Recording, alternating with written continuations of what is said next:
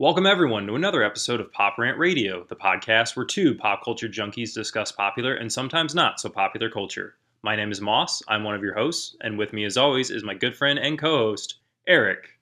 How are you today, sir? I'm doing pretty good. Good. It's going to be a super negative podcast. Oh man, get ready. So, last week was Comic-Con. Yes, which might be time-lapsed. This comes out in 2 days. 2 months.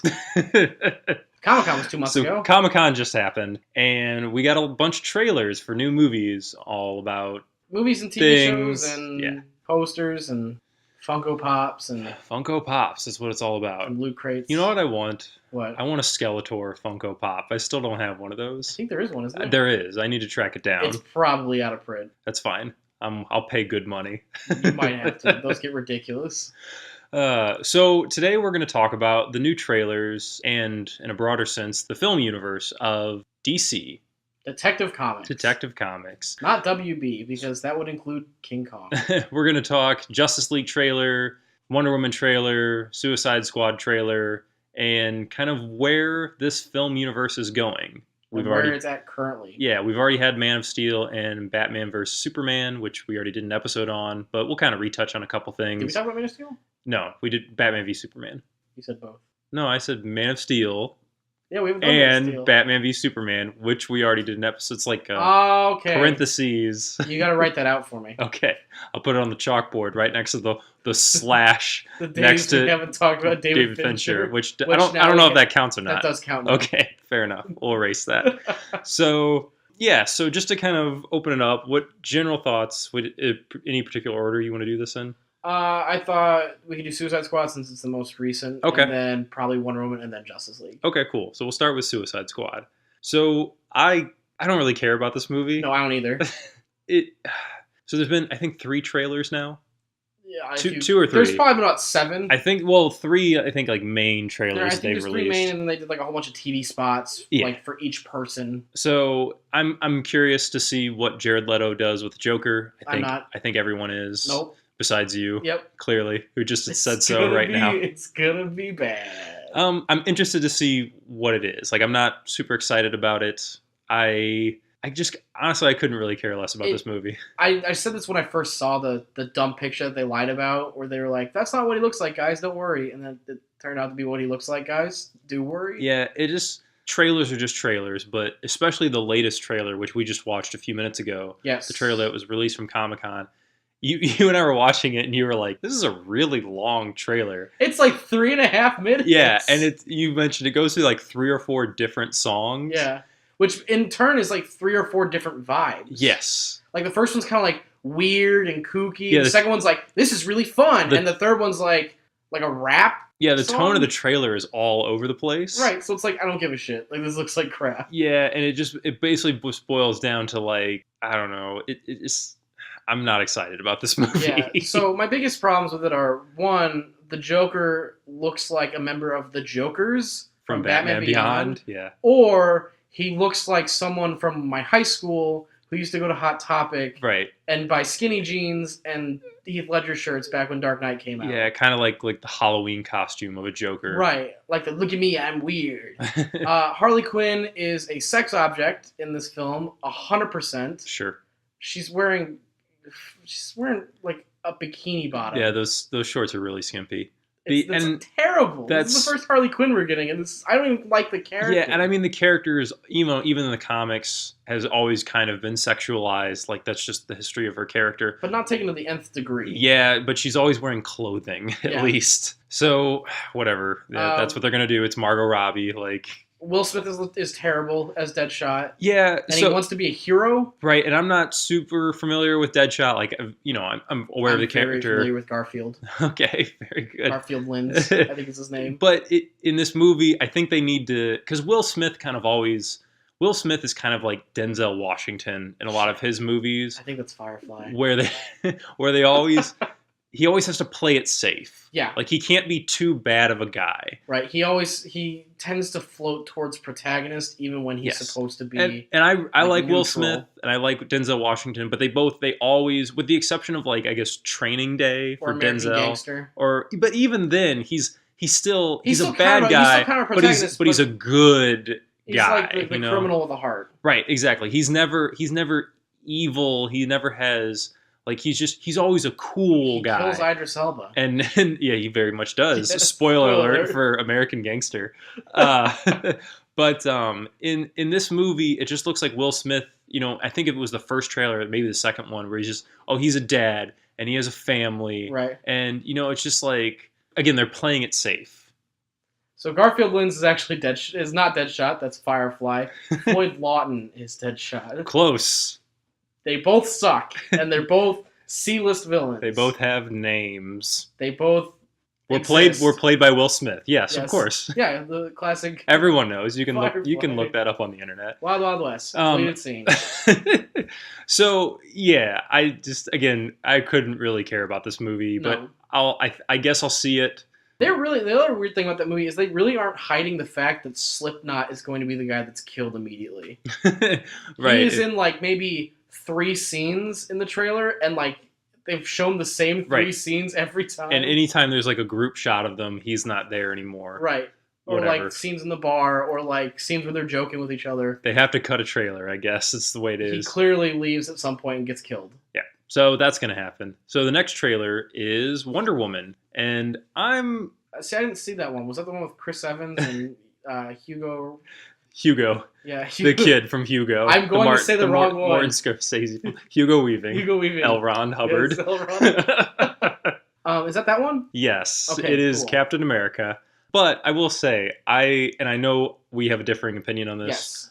I'm a little excited about the Wonder Woman movie. I think that the reason that I'm excited about it takes place during World War I. Okay. So it's at least far enough removed from the rest of the DC continuity. Right, and it's far enough back from World War II where it's not completely ripping off Captain America. Where at least they can make a movie that isn't tied to the constraints previously set up by Zack Snyder in the last 2 movies. Right, and his other shitty concepts.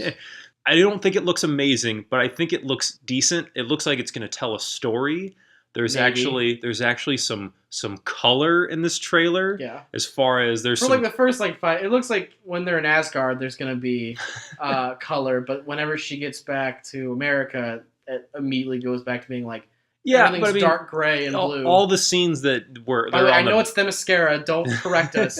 All the scenes that are on the battlefield and things it kind of has that drab tone, but there's a scene where she's at the party and she has that vibrant blue dress on. Yeah, but then she throws it off. Yeah, I understand, but at least there's some vibrancy to the color in this trailer, and that is at least a step forward from just the drab grays and browns of the last 2 movies that we got. Especially Batman v Superman. So I'm kind of excited about it. It has a little bit of humor in the trailer, which I'm okay with. Yeah, even though it's very clearly a Marvel did humor, their movie worked. We don't do humor. Our film fail. I'm we're both cynics, but I'm willing to give this one the benefit of the doubt. I will too. I like the shots where she's she lands in a room and she's gonna beat the crap out of 5 or 6 German soldiers. And I like the idea that Wonder Woman, she's in the armor and she has a sword and the whip, and she can, or the lasso of truth, excuse me, and she's on the battlefield fighting these soldiers. And the idea is that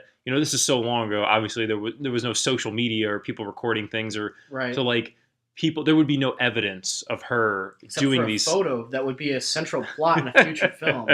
Right, exactly. So I kind of like that idea that she's this legendary warrior and she can do all these things, and there's no evidence for it later on. So she could even turn into this legend on the battlefield that. I like that idea. I like those kinds of things. There's a little bit of medieval aspect to it, and as I love medieval swords and sorcery and that sort of thing. I'm tentatively kind of excited for this movie.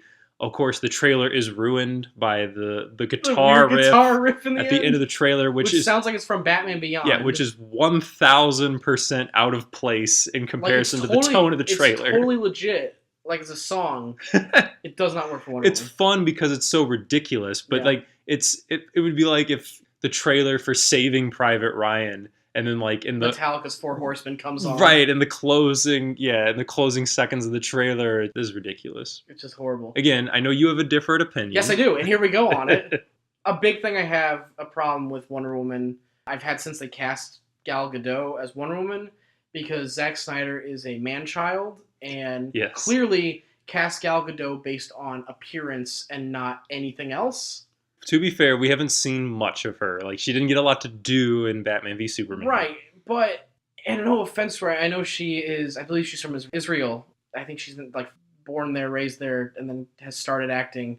I don't know, don't quote me on it. No way to look it up. Man, is it hard to understand her sometimes. Like, especially in interviews. When, like, they talk to her in interviews, her accent is incredibly thick. And I am not looking forward to a movie full of trying to decipher what she says. We'll see. Again, like, because in the trailer, that she doesn't have a lot of dialogue. The trailer has a lot of dialogue. Chris Pine has more dialogue than she does. There's a couple lines here and there. So, I don't know. Like I said, I'm willing to give this one the benefit of the doubt, and I'm willing to give this one a let's see what happens. It has the Zack Snyder slow motion all over it, though. Not all over. There's a little Towards bit. the end, it's like every other shot is like slow-mo. We'll see. Again, we'll see. It is 100% Captain America, but there's even a shot that is completely just torn right out of Captain America where he's hiding, like she's holding up her shield and like bullets are bouncing off. It reminds me of the wonderful line from Civil War where Spider-Man is fighting Captain America and Spider-Man's like, hey, he also told me to go for your legs. Shoot her legs! Her shield is like half Captain America's size. Sure. Shoot at her legs. We'll see. I do like that the little things we got in the trailer of like the soldiers in the trenches and that sort of thing. Like that looks very period accurate. Right, and her like crossing the trenches by running through the danger ground. Whereas I felt like a lot of Captain America was kind of like a comic booky version of World War II, costumes and set pieces and that sort of thing.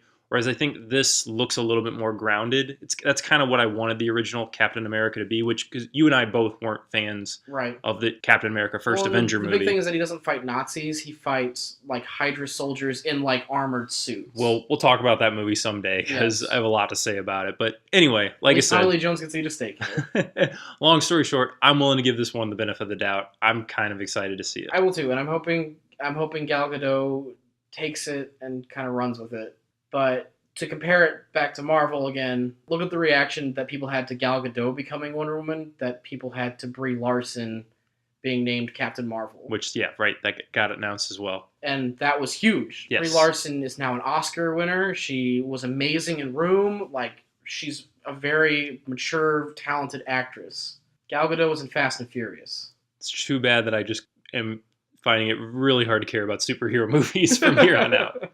I'm kind of still excited for the new ones. I don't really like Thor 3, but like I'll see Doctor Strange, which looks really interesting. Latest trailer I really liked. And plus it's got like Tilda Swinton and Mads Mikkelsen and Chiwetel Ejiofor. Like, it's got an all-star cast.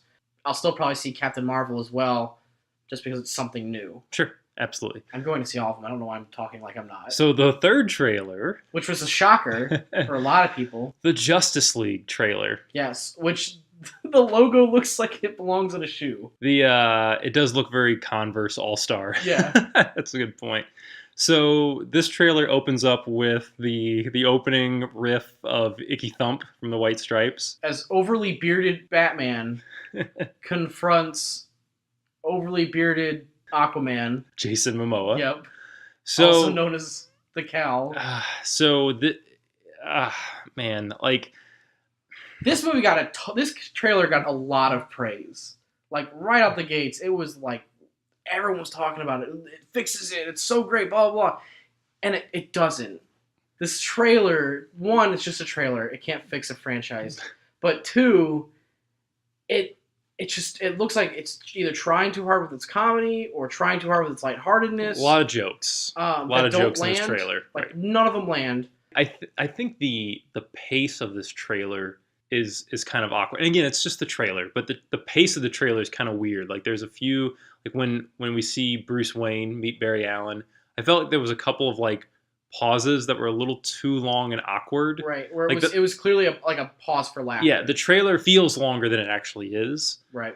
But yeah, like you said, it's just there's so many more jokes in this trailer everybody was like, "Oh man, it's gonna be funnier. There's gonna be more comedy." Like that was the problem with Batman versus Superman. Right. That wasn't the problem with Batman versus Superman. No, and Batman versus Superman was just a terrible movie for lots of variables. The lack of levity is one of those things, but it's not. The lack of color is another. It wasn't the crux that movie failed upon. Another big thing that just DC completely misses it because they're run by idiots is Marvel, like the first trailer for the Avengers. Do you remember that? I know it's been like 5 or 6 years now. Mm-hmm. But like the first trailer for the Avengers, they kind of tried to show very little of shots with all of them in it, except for that spiral shot of them all sitting around. The famous one, right. And that was really cool because when we saw the movie, and I remember seeing it on a midnight release, and the first time where they're confronting Loki and Iron Man comes and lands right next to Captain America, and I was like, holy shit, this is happening. It's Captain America and Iron Man in the same shot in the same movie.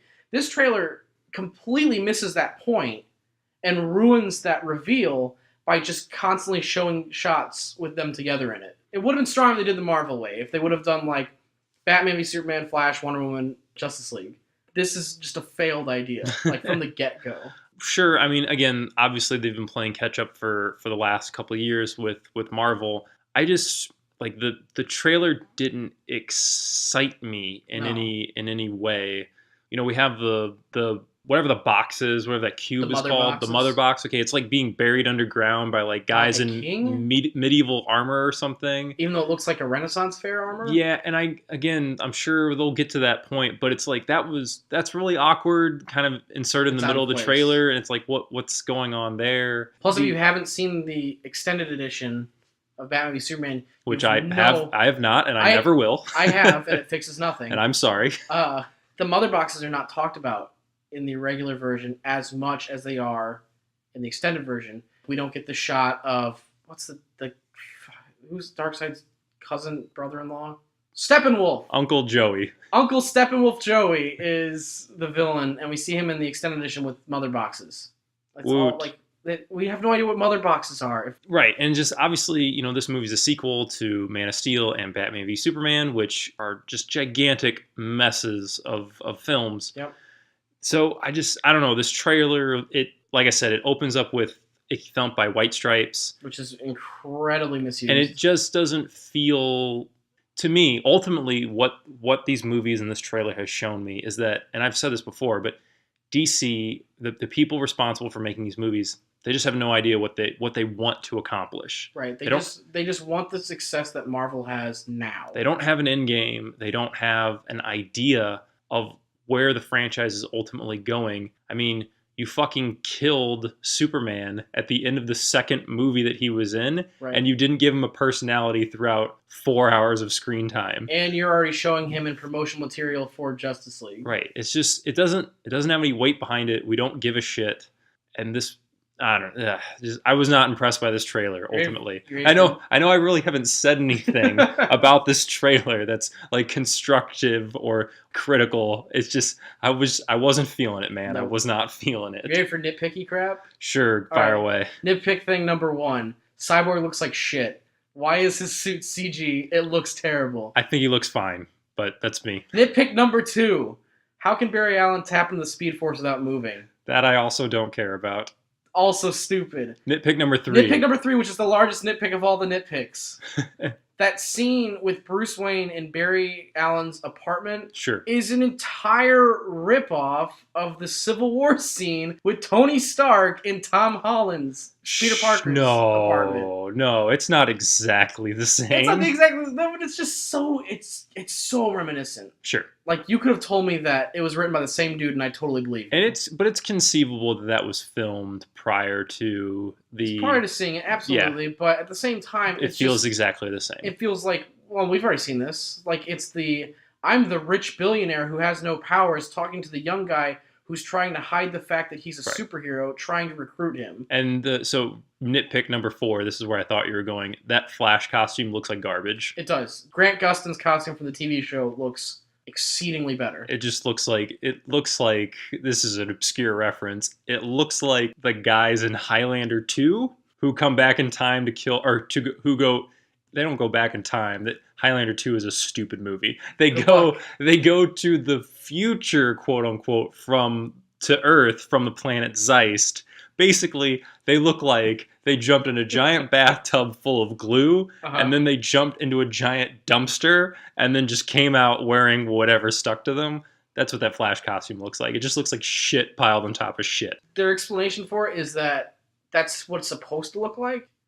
Don't care. No. Looks stupid. Looks dumb. Here's the thing. If you want to do something like that, they do that in Marvel, because we're going to talk about Marvel again here. Iron Man, Tony Stark finds Peter Parker's really crappy Spider-Man costume, and it's literally like a hoodie and goggles. That's fine. He's a kid. That's all he can get. Ezra Miller's Flash getting NASA components to build a suit that can withstand heat. Sure, I mean, I'll take the fact that Bruce just have Wayne... Batman make him one. Right, I'll take that or whatever, but it just, regardless of your explanation behind it, it just, to me, it looks visually cluttered and visually uninteresting. It kind of reminds me of one of the Transformers. Close-up shots. It's just where, everything's moving. Yeah, and just a bunch of cobbled stuff. Yeah, just a bunch of cobbled together crap. I'm just not impressed. Plus, Ezra Miller sucks. Sure, whatever. Put that on the record. He's on our chalkboard of people we don't like. Okay, sure, he's on the chalkboard for you. Couldn't care less about him. He's fine in Perks Being a Wallflower, and that's it. All right, so that's what we thought of those trailers, yep. I guess. So now we're going to take this opportunity to kind of do a little bit of a deep dive on the DC film universe so far, established with... the DC Cinematic Universe. Sure, whatever. Established with Man of Steel and Batman v Superman. And we're just going to talk about kind of our feelings on the franchise and our feelings on maybe where it could go, where it should go, where it's probably going. Who knows? In the trash. We don't have anything planned. We have no notes. So let's just see what happens. So we're going to open basically with why do we not like Man of Steel and what problems does it set up for the franchise as a whole? Zack Snyder. That's a big one.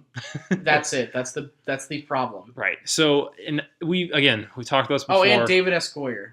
Right. Yeah. The two of them together it's a big problem. It's like Tim Burton and Johnny Depp post Scissorhands.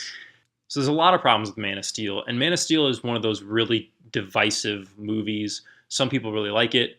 Some people really don't like it. I think generally critics didn't like it. Audiences were kind of split down the middle.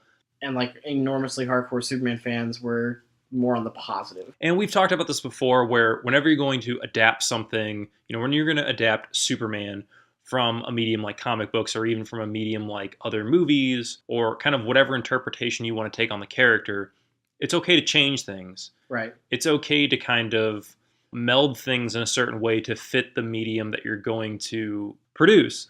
I've been listening a lot to Sans Pants Radio podcasts lately, and one of the points that they've been making when it comes to adaptations is as long as you kind of keep the essence or the idea of what you're adapting, it's okay to change things. And I think that's a really good way to phrase it. Right. And the biggest problem I think with Superman is they haven't done that. Well, neither did Batman v Superman. Right. Well, it's just a continuation of the same problem because Man of Steel, there's a lot of problems whether it comes to the cinematography or the action of the dialogue or the writing. But I think the biggest problem with Man of Steel at the end of the day is myself as a movie watcher, I don't care about Superman. I don't care about that character on screen because he doesn't really have a personality. Right. Henry Cavill, he looks the part. He's a good-looking guy, dark hair, tall, and then clearly he worked out for the role. He really looks the part. I don't think it's his, whether it's his acting ability or not, I don't think that the script and the dialogue that's been presented really serves him in this role because Clark Kent and Superman just don't really have anything to do in either of these movies. Right. Well, and there's barely any Clark Kent in them. Right. That's one of the biggest things that I think really benefited from the Christopher Reeves films is Christopher Reeves, there's a clear distinction between the two of them. And a lot of people can go back and watch those and they come across as campy or cheesy or way too comic booky, but that's kind of what Superman is. Right. And that's kind of the essence of him. He is the guy that saves someone and then smiles at the camera or whatever. And we don't get that at all. Right. From Henry Cavill's Superman. And the Christopher Reeve movies really, obviously they were coming from a very specific time in Superman's comic book history. It's a very specific adaptation of who that character was at the time. And I don't necessarily think, I agree with what you say about Superman having a specific personality, winking at the camera, smiling, that sort of thing. I don't think you necessarily have to go that exact route. Right. I think that there's room for interpretation. There's room for changes. You can't just 180 it though. Absolutely. Like there's stories, in the comic books or in other movies or that sort of thing where we have a slightly different interpretation of Superman. Like take the Superman from the animated series, for instance. Like that's not the same Superman as the Christopher Reeve Superman. Right. But there's still this sense of levity and there's still this sense of fun about the character. Like he doesn't have to be goofy necessarily, but Superman is not brooding. He's not He's the depressed. Boy Scout. He's right. the ultimate good. Right. He's not this sad sack. The whole point of Superman is that he is this beacon, this champion that other people can aspire to, right. Whether it be other superheroes or other citizens or mankind in general. Like he is a kind of high standard to try and live up to, and that's what makes Superman Superman. And when you take that away from him, he's basically just, Hancock, to go with Will Smith again. Right. He's just this guy with these powers, but he doesn't have any morals. He doesn't have any central driving force behind him. And another big part of that is he gets that sense of duty and that sense of justice from his parents, from his Earth parents, Jonathan and Martha Kent. Martha? And Martha. And why'd you say that name? In Man of Steel, we've talked about this before, the best scenes in Man of Steel are all the scenes with the exception of one with Kevin Costner. And people complained a lot about this in Man of Steel, where there's that scene where Kevin Costner's talking to young Clark. The bus scene. Yeah, and Clark is like, what was I supposed to do? Just like let them die? And Kevin Costner takes that long pause, and you can tell that like the gears are moving. And he's like, maybe, I don't know. Like he doesn't know. Right, because this is not his job. Like, right. He's not a father, but he wants to be. Right. He's taking on the son, but he doesn't know all the answers. Plus, his son is an alien superhero. Right, and he's trying to protect. He's trying to be a good father. Like he's trying to protect his son. Like that's interesting. That's compelling drama. And a lot of people complained about that. Like, oh, Jonathan Kent's a terrible person. Said, no, you should have saved them, Clark. And again, you can change things as long as you kind of keep the essence. Or in this case, you've kind of shifted things around to where Jonathan Kent doesn't have the answers, and like that can lead to compelling storytelling and compelling drama. Right. And that movie really starts out with that. But then when we get to the end where it's like Jonathan Kent, like they just contrive this scene where, Clark can't reveal himself to the world, and I have to die because of that. Right, even though he wouldn't had to have revealed himself. Yeah, it's just... It's been an exceptional human. It's structurally very messy when it comes to that. Well, and I don't know why they didn't just do the heart attack thing again. I realize that they don't just want to remake Superman 78. Like, I understand that, but we've talked about this before again. Like, there's a lot of rehashing, but it's so important is that in that 78 movie, when Jonathan Kent dies of a heart attack, it lets Clark realize, I can't save everyone. Right. And that's a really important lesson for him to learn. But he takes that and he says, I can't save everyone, but I can sure as hell try. Right, but it's my civic duty to give my all to make sure that I save as much as I can. Right, it's to, again, quote another franchise, like, with great power comes great responsibility. Right, the idea is Iron Man that... 2. Exactly, Iron Man 2, I think that's where that comes from. Yeah. And then it was also in The Shadow with Alec Baldwin. Yes. He always said that. That was his catchphrase in between all the laughing. Right, in between the random... If you haven't seen The Shadow, go see it. It's great. No, it's really fucking terrible. But that idea that he can't save everyone, but he can try. Right. That noble effort makes all the difference. Does Henry Cavill miss that? Right, and in Man of Steel, he's avoiding all responsibility. And, like, you can take that and you can shape it into his journey to arriving at the idea that he has to try to save everybody. Man of Steel never does that. Right. Man of Steel, it doesn't have a central theme to what it's trying to tell, and it just ends up being this jumbled mess. Yeah. Like, go ahead. I'm doing a lot of talking. No, you're fine. I just keep on coming back to this another line from... We're going to keep going back to Civil War because it's a good movie. When Tony Stark asks Peter Parker why he does it, and Peter Parker says, when you have abilities like I do, you kind of have to. Like, it's kind of something you have to do. Yeah. And that's something that is the core element of Superman, is that he is like this. I'm not going to say omnipresent because Jesus Christ, if Zack Snyder didn't pump God into both movies. He's Jesus. Well, and if I hear like every person in that damn movie says something about God at some point, like we get it. He's supposed to be a God character. Right. I get it. But he misses the point of being a hero. I mean, Man of Steel, he doesn't save anyone except Lois Lane and Diane Lane. Like, does not save anyone besides those two. In fact, he dooms more people through his aggressiveness. And you could do that, but have him learn from it, because he doesn't. He doesn't, like, look back and go, man, I leveled Metropolis. Maybe I shouldn't have done that. Right. I think it's Injustice, the Mortal Kombat group made a DC fighting game, Injustice. There's a cutscene in the beginning of that, which is how the ending of Man of Steel should have went. They're fighting Doomsday, okay? And Superman just, like, hits Doomsday and, like, takes him out of the city. And just takes him out to, like, a field or, like, the Arctic or whatever. That's who he is. Like, he's not going to punch Zod through a building. He's going to punch Zod away from the city. Because that is his town. This is his world that he's going to protect as much as he can. And I don't get that vibe when he punches a Kryptonian into a gas truck, which then explodes, potentially killing hundreds of people around him. It doesn't work. I don't look at him and see this glowing hero. He kind of just looks like a Watchmen hero is what he looks like. And the Watchmen heroes are supposed to be more grounded, and they're supposed to be more deteriorated heroes. And that's not supposed to be Superman. He's supposed to be kind of untouchable in that way. And man, is he screwed in this movie. Yeah, and you can tell a story about how Superman has a fall from grace, or how Superman has his ideologies challenged.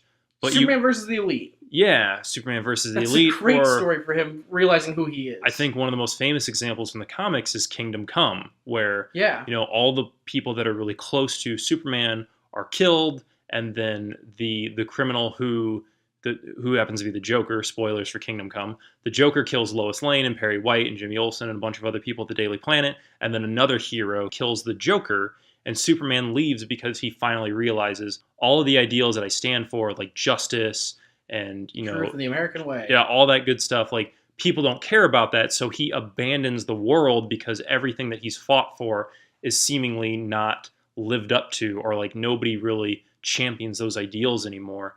And that's interesting, but you have to establish Superman and his character first, that thing happens. Right, before you can make the shift. And we've talked about this before again, where it seems like DC keeps wanting to make the movie that's the exception to their characters. Like, Superman is supposed to be this shining beacon and this, this champion of good. Let's make him a dark, grounded murderer. Let's make the exception movie where he's dark and gritty. Okay, Batman is supposed to be, he has this code of ethics and he's not going to kill people and he does other things, but that's the one thing he won't do.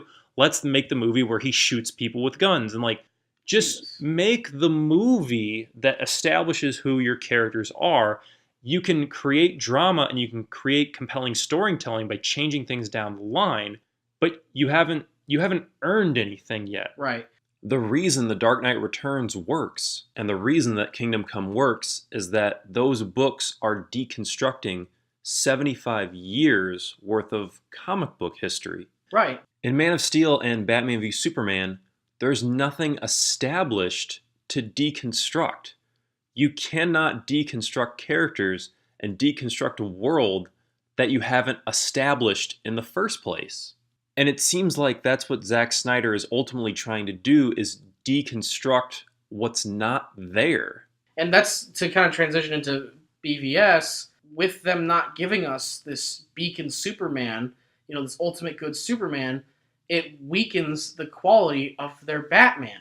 Right. Because that's why that friendship, that partnership is such a dynamic duo, which is the incorrect dynamic duo. It works because we have Superman, this ultimate good, this guy that would say please and thank you, and we have Batman, a guy that would drop a dude off a roof knowing he'd survive to get an answer. Like, it's this ultimate good versus this guy that toes the line of being a psychopath. Yes. The thing that makes their relationship so interesting is that even though they have different means and different ideas as to how to achieve what they're trying to do, ultimately they both want essentially the same thing. Right. They want to protect people, they want to protect the world around them, and they want to make sure that people are safe. Yeah, and their friendship is based on respect. Exactly. Even though they have different ideologies, so exactly what to do and when to do it, they respect each other because they know that each other ultimately wants the same thing. Right. And all of this is completely absent in that movie. And again, I think the biggest problem is it stems from is your character in Superman doesn't have a proper motivation. Think of any famous great movie, whether it's The Godfather. Michael Corleone doesn't want to be involved with a mob. Right. He wants to get married. He wants to have a family. He wants to go back to Italy. Wants to just live a small. And ultimately, that does happen. But like through the course of the events of the movie, his motivations change because he needs to protect his family. Right, and he's drugged down into that. Yeah. Luke Skywalker, he wants to leave the farm on Tatooine and he wants to do great things because he knows that his father was a great warrior. And his motivation is, spoilers for Star Wars, Uncle Owen and Aunt Beru get killed, and now he's motivated to fight against the evil empire, even more so than he was before. Now he wants to join the rebels. He wants to stop the empire from taking over the galaxy. Well, and even awesome. Even to pull out one of their own characters, Batman is a young boy who witnesses his parents die after trying so hard to fix the city of Gotham. So he himself makes a promise to them saying that I'm going to do my best to make sure that what happened to you doesn't happen to others. Indiana Jones, he goes around the world trying to collect relics and artifacts so that they can be properly displayed in a museum so that everyone can enjoy them and everybody can learn from them. All of these great, famous characters, they have motivations that the audience can understand. And in Man of Steel, and by consequence, Batman v Superman, your main characters have no motivation for what they're trying to accomplish. Right, and you can't just say their motivation. We have to believe it. The fact that Superman in Batman v Superman says, "This is my world, I have to protect it," I don't believe him.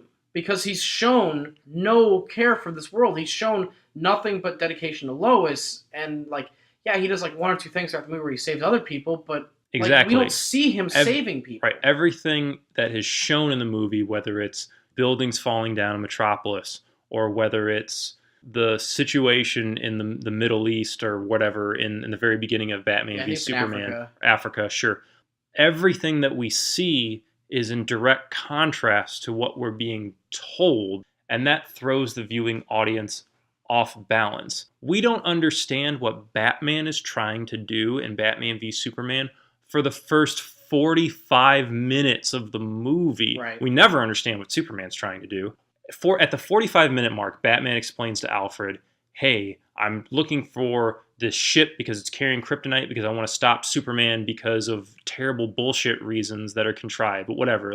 I said it on our review of the movie. You could have started the movie right there. And it would have suffered nothing. And lost nothing. You would have lost literally nothing because what are the villain's motivations? What are Lex Luthor's motivations? Nobody fucking knows. He just wants to get Superman. Well, but at first he's crazy, and then he's a religious guy, and then he has maybe mental issues. Right. But then he just wants to kill Batman. But then who the fuck knows? It's just there's no characterization for why he wants to get rid of Batman. Terrible. We don't understand as the audience what anybody in the movie wants. If we don't understand what motivates our characters, how can we expect to give a shit about them? Right, and we were talking about this a little bit ago, that just the comparison with the opening shots of Batman in this film and the opening shots of Batman Begins, we were talking about the characterization of Thomas Wayne, Batman's father. Yes. And how this movie does it so terribly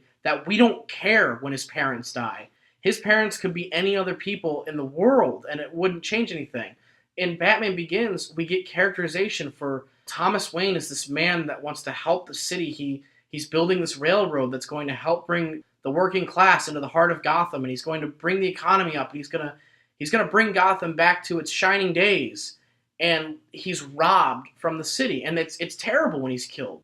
Gotham goes to shit because the Waynes can't put their money into saving it. And one of the characters in the movie has lines where whenever the Waynes died, it kind of sparked people into being motivated to help Gotham City. But ultimately, yes, the death of the Waynes leads to this idea that the city of Gotham really is troubled. And that theme extends slightly into the film, where Liam Neeson's character talks to Bruce about how the reason that your father died is because he failed to act. He was a coward. Like, he didn't know what to do.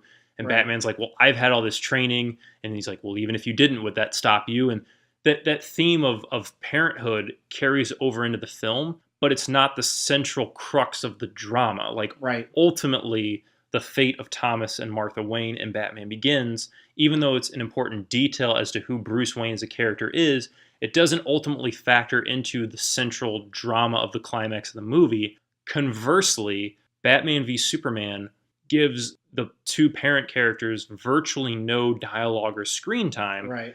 But it takes the idea that Bruce Wayne's mother's name is Martha, as was Clark Kent's, and makes that the absolute centerpiece of the climax and the drama of the movie that it has not bothered to establish at all. If that stupid mishap, if back in the 30s women had more than one name, this would never, like, this film would fail. That can't be the one thing that everything is relying Right. on. They've rested the crux of this movie on a simple coincidence. Especially when the build-up to it makes no sense. Right. That in the late 1930s, two different writers happen to use the same name for these two They characters' were probably mothers. dating the same woman. And you could it'd be terrible to do this, but like I've said this before, you can write a movie that gets me to believe that the fact that these two characters' mothers have the same name is important to the drama. Right. You can do that. I don't think it's a good idea, but like it's possible to write that It's movie. an incredibly childish thing. It's possible to write the movie where I believe that Batman would kill somebody. It's possible for you to write the movie that leads me to believe that Superman would kill somebody. It's possible to write any movie with the proper details and the proper storytelling and the proper tone to get me to accept basically anything. Right. Neither of these movies come anywhere close to justifying and earning what these characters do. Right. They keep making the exception to their rules. Which if you're, is cool. It can be, but it's when not it's done here. right. Again, you have to establish who these characters are so that you can circumvent audience expectations for how these characters are supposed to act. The drama comes out of the fact that you are changing the expected behavior from these characters. And if you don't establish who the characters are to begin with, that drama is simply non-existent. Again, there's nothing here to deconstruct. There's no world that's been established. There's no character motivations or personalities that have been established in these two films. So we're just left with nothing. We have 4.5 hours of that so far. Technically 5.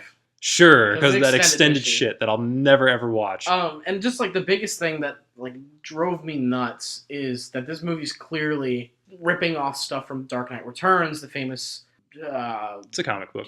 Frank Miller. I was trying to think of his name. The famous Frank Miller comic book, right? But they rip off the worst parts to steal from it. Frank Miller is Dark Knight Returns. Frank Miller's insane, by the way. He is. But Dark Knight Returns is borderline a genius story of both Batman and Superman. It's a seminal work in the history of those characters for sure. Like it's an incredibly influential comic. Like I don't Absolutely. It's definitely a little dated at this point. And I don't think it's perfect, but in the history of set a Batman lot and of Superman, bars. yes, it's a very important work to establish who those characters are, especially in comparison to each other. Right, and when they fight in that, because let's be completely freaking honest, the fight between Batman and Superman is the only reason why this movie does any good. That was the biggest selling point of this movie. Right, that was the idea behind it. Right, we're gonna pit Batman versus Superman. I mean, it's the name of the movie. Stupid. It's so stupid. In Dark Knight Returns, it is so well set up. Like, they meet beforehand, and Clark tells him, hey, if you don't stop, you know that someone eventually is going to tell me to stop you. And Bruce is like, well, when it happens, may the better man win. Right. It's essentially that scene from Heat where Robert De Niro and Al Pacino meet in the coffee shop and have the discussion. Like, that scene essentially happens in The Dark Knight Returns. And in The Dark Knight Returns, those two characters are coming from two very different places, and the reason that they ultimately end up deciding to fight each other has so much more weight behind it, other than the fact that, hey, our moms are named Martha. Well, and there's a twist to it. Like, yes. There's even a beautiful twist to it all. And the dialogue between them, like, even if they had taken one line of dialogue from this fight, it would have improved the fight. It hurts to see them fight in this comic. And in the movie, I don't give a shit. Like, Batman rips a sink off the wall and beats it over Superman's head. That should never happen in a superhero film. Except to the villain, maybe. Like, the villain should do it. But the fact that it's, like, I don't want to root for this Batman. I don't want to root for this Superman. They're, what do they call them? It's Murder Man versus Captain Hypocrite is the two hero names that people have been using. And it's true. Like, Batman kills people constantly, and Superman goes, you shouldn't kill people, even though he kills a dude in the first 5 minutes of the movie. Don't tell me he doesn't, because getting pushed through that many walls of cement is going to kill a man. Right, and it's just garbage. So right, ultimately the problem is we don't like either one of these characters because, again, we haven't been given any reason to identify with them in the entire course of two movies. Right. And that's a problem. Like, I keep saying it over and over and over again, but if we don't care about the characters on screen and we don't care about their journey, we certainly can't care about the conflict between them. You can't pull that BS that says, well, you have 75 years of Batman characterization. Yeah. Like, I hate that argument that people say, well, if you don't understand the character's motivation, go read the comic book. Well, the problem is that the 75 years of backstory for Batman and Superman is like it's not 65 years of crap. It's not consistent. Like, it's wildly different over those 75 years. Again, look at Batman Begins or look at Batman the Animated Series. Each of those gives you reason to understand this is the version of Batman that we're giving you. Right. You know, Christian Bale's Batman, he goes through all of this training and he finally comes back and he's motivated by, at first, revenge against the man who kills his parents, and then he learns to kind of let that hatred go. And the Batman in Batman Begins and The Dark Knight is all about fear. It's all about managing the fear of criminals. And right. That theme runs very well through both of those movies, and we understand this is the Batman that we're getting. You know, in the Batman animated series, great pains are taken to show this is kind of the more detective version of Batman. Right. You know, he's always shown kind of investigating evidence and finding clues and using the Bat computer to decipher what's going on. We get a version of that character, and we understand as we're watching the show, okay, this is the Batman that we're watching. Are you saying that a children's show was written better than a $180 million film? I mean, it's not even particularly close. Whereas in Batman v Superman, if we're given anything on Batman's character, it's a character we don't like. He has that line where he's like, if there's even a 1% chance that Superman could do something, like, we have to be ready, we have to take him out. Batman is about being prepared. He's not about being paranoid. He's logical. Yes, Batman is incredibly rational and logical. Like, that's a huge aspect of his character. He's the man who's literally prepared for everything. Right. Hence his utility belt. Like, the utility belt is a metaphor and a representation and an extension of the idea that he's always right. He's always prepared. He's a MacGyver. Yeah, exactly. And in this movie, we get him, like, he's at that underground fight between... That fight ring where KG Beast is hanging out? Yeah, and he's, like, looking for information, and he, like, steals that guy's phone or scans that guy's phone or whatever. Like, we have no idea what that is. We don't. And then he just, when he goes to, like, Lex Luthor's party, he just walks downstairs to the server room, like, as himself. Like, just completely, like, it's, you know, we haven't talked about this really, but like, it's like The Dark Knight Rises, where Batman's just a fucking idiot, like, the entire movie. That's not Batman. Like, that's not who that character is. Right. If you're going to use the license for these characters, just take a little bit of care. And like, there's no point in having Batman be on screen if you're just going to strip away all of the attributes and the essence, tying back to that. If you're going to strip away the essence of what Batman is, why adapt him as a character to the screen? Right. And that's the other big thing is, I get it that, and this is something that Zack Snyder's constantly said in defense of these films, is this is my interpretation. This is my interpretation. It's like, That's fine, but you have to understand that this is a beloved icon. And the fact that you're changing it so much and putting it on the screen, and that's the only way we're going to see it right now, is your version of it, and it's just this hateful, murderous moron. It's not Batman. Ben Affleck is not Batman. It would be... If Ben Affleck's Batman, George Clooney is Batman. Right. It would be the equivalent of taking, like, Indiana Jones and making an Indiana Jones movie where he just goes around slitting people's throats and is not charismatic, you know, and there's no humor about him. And he's played by Vin Diesel. And he's played by Vin Diesel. Like, oh, that could be your interpretation of Indiana Jones. Right. But that strips away all of the essence of who that character is. So what's the point in adapting it? Right. Or like a movie that I'm pretty okay with, but I do see its issues, the RoboCop remake. Mm-hmm. The RoboCop remake completely misses the point of the original RoboCop idea. It has scenes that go back to it, but every time it goes back to those scenes, it's really quick to get back to the action, because that's what that movie is. It misses the point of humanity, which is the whole theme of RoboCop. And Batman's theme is justice. It's always justice. Right. Shooting people and branding them and sending them to prison where your friends are going to murder them, because that's in the extended edition, by the way. We watch a guy get shanked in prison because Batman marks him. What? Like, no! That is not Batman! That is something like Kingpin does, or The Punisher, or, you know, Black Mask would do that. This is not a Batman trade. And you just missed it so much, and that's when it's not okay anymore. Like, when your interpretation is 100% a new character or a different character, you can't call it that character name anymore.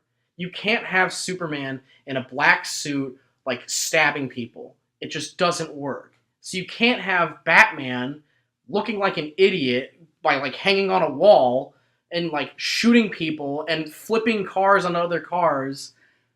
It doesn't work. Yeah, and that right there is a really good point, where that scene where Batman's hanging on the wall and the police come in, we're not given any context to what Batman's role in Gotham City is. It's a super weak start. Yeah, it is. Like, the police come in, they're like, what was that? And the guy's like, oh, what are you doing shooting at Batman? Like, we're not, again, in the Nolan movies, it's very, very clear what Batman's relationship to the police are. Mm-hmm. We have no trouble understanding that whatsoever. Whereas, and there's a lot of variables at play here. Like, it's kind of like what you said, where they just want to kickstart to be where Marvel is. So they want to start doing their Avengers. Yeah, they're fast forwarding everything. So because of the fact that we don't have any motivation for who Batman is or who Superman is, and you've fast forwarded their role in this universe, we don't have any context for how the rest of the world sees them. So we as the audience don't have context for how to see them because we're not given any other details. Everything about these movies, it's just the worst of all worlds. Yeah. Where there's simultaneously way too many details, but yet not enough. Like, everything is very murky and smeared. Nothing. They throw everything at you, but explain none of it. Yeah, exactly. You're bombarded with visuals and with moments. There's an excellent YouTube channel, which I think I've mentioned before, where there's a guy called the Nerd Writer, and he makes video essays. And the one that he actually just released very, very recently was on Batman v Superman. And he talks about how Zack Snyder is a really big fan of moments, of capturing specific shots or specific emotional moments in film at the sacrifice of scenes. Right. He's amazing at making trailers. Yes. And that's a big thing that shows in both this and Man of Steel, is that there is a lot of trailer shots. Right. Like the whole, like, in Man of Steel, there's a shot where Superman puts his fist slowly against the ground and then pushes off of it and shoots in the air. It's a trailer shot. Right. The shot where it's the Day of the Dead and all the people are putting their hands out onto Superman looks super awkward in the film, but man, did it look good in the trailer shot. Everything is very visually arresting. Like, it's the imagery in both of these movies is definitely there and is definitely overwhelming and is definitely exciting, but they don't come together to form any coherence of telling a story. Right. And that's ultimately where the problem lies, is you have these characterizations that don't make any sense. We don't contextually understand who these characters are in the universe, and we don't have the overall idea of where anything is in space or in time or in emotion, because we are just left with these moments that are connected by filler, right, as opposed to a series of scenes which ultimately tell a story. So where does it go from here? All down. It's very hard to say, because Man of Steel was absolute shite, but we all thought, well, hey, Man of Steel sucked. Maybe Batman v Superman will launch it back into quality. And then Batman v Superman is shite. So we've got 2 bad films. We've got a real turd coming out in August. And then next year we're going to have Captain America joining. And then come July, it's sink or swim, but it's not looking good. I think the biggest problem is it's very difficult for me to be excited about anything they're presenting to me from here on out, because everything, and this is the thing that I was always talking about with you before Batman v Superman came out, is that ultimately whatever they release is tied to Man of Steel as its origin. Which is very bad. Right, it's a problem. Man of Steel is the anchor point for this entire franchise, so it's essentially the text. It's essentially the Bible, the script that everything has to adhere to going forward. And when your foundation is ultimately flawed, there's only so much you can do to change. Unless they just change things radically, which I feel like general audiences won't appreciate because it'll be such a huge departure from what they're used to. After Man of Steel, and especially after Batman v Superman, I essentially told myself, like, these are just the movies that we're going to get for the next 10 years. Like, these characters that I love, Superman and the Flash and Green Lantern, but especially and ultimately Batman. Batman as a character is just going to be locked into these terrible narratives and these terrible stories. Well, you say 10 years of film. For the foreseeable future. But it's going to be about 20 years of, well, that's how it was in Batman v Superman. Like, Dark Knight, okay? Dark Knight had an incredibly talented Heath Ledger Joker, right? But then for like the next 5-6 years, that's how every Joker was. Like, every Joker in the comics was the, why so serious? Like, every Joker, even Heath Ledger's like successor, Jared Leto, his Joker is clear as day a Heath Ledger interpretation. Right. It's definitely influenced by it, yes. Like, it's not Jack Nicholson, which was more of the goofy, laughing, acid flower kind of Joker. Mm-hmm. It's not Mark Hamill's, which is all about laughing and, like, cracking jokes and being serious at times. It's 100% another Heath Ledger. And I think that's what we're going to get from now on. Like, Mark Hamill's still doing the Joker, and he's still doing great with it, and his is always going to be probably my favorite. But as for cinematically, I think it's going to constantly be this Heath Ledger thing. And whether we break out of it or not is still yet to be seen. And that is incredibly worrisome for Batman. Because I think from now on, we're going to get this Ben Affleck-styled Batman. This violent, cracking jokes at inappropriate times Batman that has no backstory, no backbone, no origin, just a stupid cave. And Jeremy Irons is Alfred, which is amazing, but just everything else is crap. The foundation just isn't there. They ultimately wanted to make this a franchise, but the groundwork was just never properly laid. It'll be a franchise. And I just can't get myself behind anything that they're going to do going forward, because I just hated those first 2 movies. Right. It's going to be a franchise just because these characters carry such a weight that people are going to want to see it. And people like you and I are going to have that small hope that it's like, maybe it'll be good, and then we'll leave the theater going, nope, sure wasn't. Yeah, people are going to see him. I mean, it's Batman. What are they not going to see? Transformers movies still make money, so yeah, thanks China. Batman will be doing so for years to come, I'm sure. Just put ghosts in all your movies from now on, so China can't show them. So hopefully you've enjoyed-ish our conversation on the new DC trailers, the State of the Universe, Justice League, Wonder Woman, Suicide Squad, and Man of Steel, and Batman v Superman. We certainly enjoyed having this conversation, maybe, something like that. Stay tuned next week when we go through Marvel, because we're both Marvel fanboys, which is what's going to be the biggest comment on this podcast. So anyway, thanks for listening. We hope you more or less enjoyed it. If you did, or if you didn't, let us know. Send to Zack Snyder, please. You can find us on Facebook, Twitter, and Gmail, all at Pop Rant Radio. We're also on YouTube, where you can find episodes of the show, as well as a few other things that we do. You can listen to the show on Libsyn and iTunes. If you are listening on iTunes, please rate and review. It really does help out the show. Yes. Thank you, everyone who has left a review so far. Specifically those who comment on long, majestic hair. Even though you have never seen me. I'm bald, by the way. We really appreciate that. Thanks to Major for the theme songs. Thank you, sir. We appreciate it, as always. Yep. That's just the thing now. We just cut this in. We just do the same version of it every time. I just have to say, as always, like 17 times every episode from now on. I'll put it on the chalkboard. So thanks, everyone, so much for listening. We hope you enjoyed it, and we will see you next week. Yep. Thanks, guys.